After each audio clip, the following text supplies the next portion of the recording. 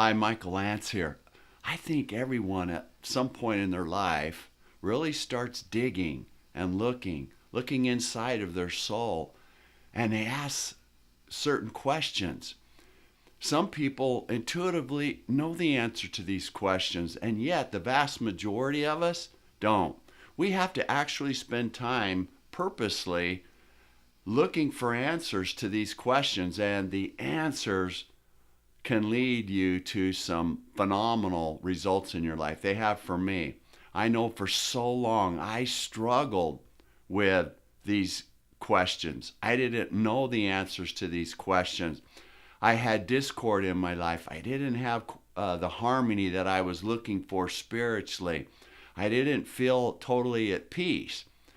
And when I got real with that, when I started to look deep and trying to find answers to these four questions, is when everything changed for me. My whole life got better. My peace was off the charts. My ability to connect with others, my ability to understand and be passionate about what I was doing in my life. For the very first time, I felt like I had direction. I want to share these four questions with you in the hope that you work towards them and you find great answers, and they have that marvelous effect on you. The very first question: who am I? When I asked that question in the beginning, I didn't have an answer. I superficially had answers, but I had to really dig and figure out who I really was. I knew what my behaviors were, and many of my behaviors I did not like. Many of my behaviors were not leading me down the right path, and was a sense of discord for me. There was behaviors I did that was not at all in congruence with my value system.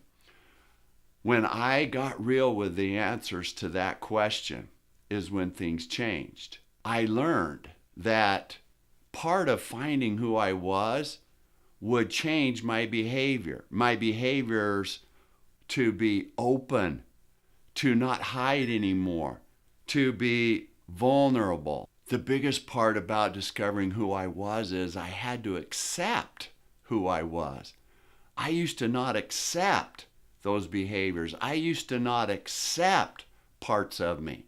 And that's the part that I hid. And when I learned just to accept all of my imperfection, to have self-love, unconditional self-acceptance, and the asking that question led me to all of that. And now I am so grounded in myself. I am okay making mistakes. I know that I'm not a mistake. Big difference. That's the first question. The second question: what's my story? What do I mean by that? Your whole life has been a book, chapters of events, of experiences in your life. And each of those stories, each of those events, each of those instances, you process them in a certain way. You created your worldview based on those experiences.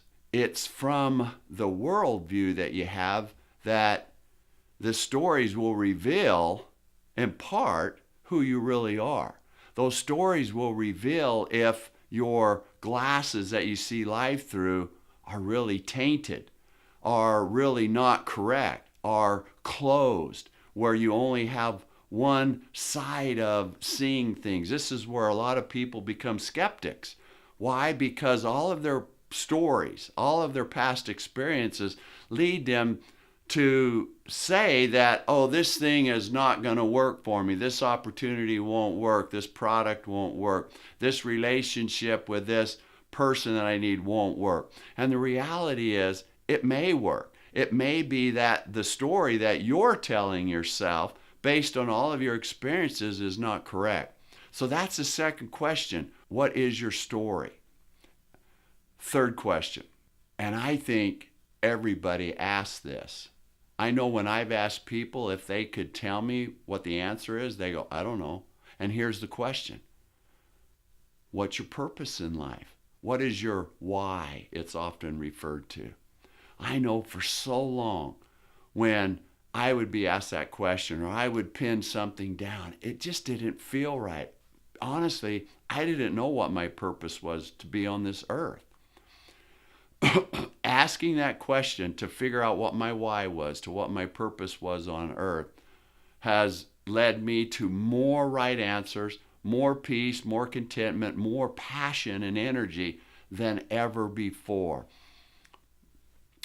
One way that I found that is not only through my stories, that's why it's the second question in this order, but I was asked to do 2 exercises. I'll share those with you really brief. One is list your 5 greatest movies. I only have 3 great movies. Saving Private Ryan, The Hoosiers, and the movie The Shack. I don't have any more that has been awesome where I was really attached to that movie. And it's not just you got 5 movies and you're looking at them for whatever purpose. It's that you really have this attachment to those movies. Inside of those movies and your story are themes in your life. The underwriting theme in those 3 movies for me was redemption. Saving Private Ryan, Captain Miller redeemed Private Ryan to where at the very last scene that just tears my heart out is right after Captain Miller dies and he draws Private Ryan down to him and he says, "Earn it, earn it." And then the next part of the movie goes to where Private Ryan is older, probably in his 60s, and maybe a family trip to the cemetery at Omaha Beach. And he's looking at the cross of Captain Miller, and he says, "I have thought about what you said my whole life, and I have tried to live up to that. I have tried to earn it." It's redemption. Same with the Hoosiers, with the 3 main kids in that movie, like Jimmy, the outcast, who was their star player, and then the other young man whose dad was an alcoholic who embarrassed him, and then that young kid, the 6th man who never got to play, who had to go in a game and hit a free throw. Redemption. And The Shack is all about redemption. That's my life theme. Everything that I do in life now is based on that. I know my purpose in life is to help people that are discouraged find courage to just take second chances. That's the redemption part. So that they, like me, can go and make my mark on the world to make it a better place. The second question exercise was to list who my enemy was. And that is simple. My enemy is shame. And when I understand redemption and shame, I now know my why. I know why exactly I'm on this earth. And it has led to so many right answers, so much energy, purpose in life. Getting out of bed in the morning, knowing exactly everything that I do that day is to direct me and based on my why. The 4th question, and you may already intuitively know it, and that is, where does my passion lie? Passion. Let me describe that word for a minute.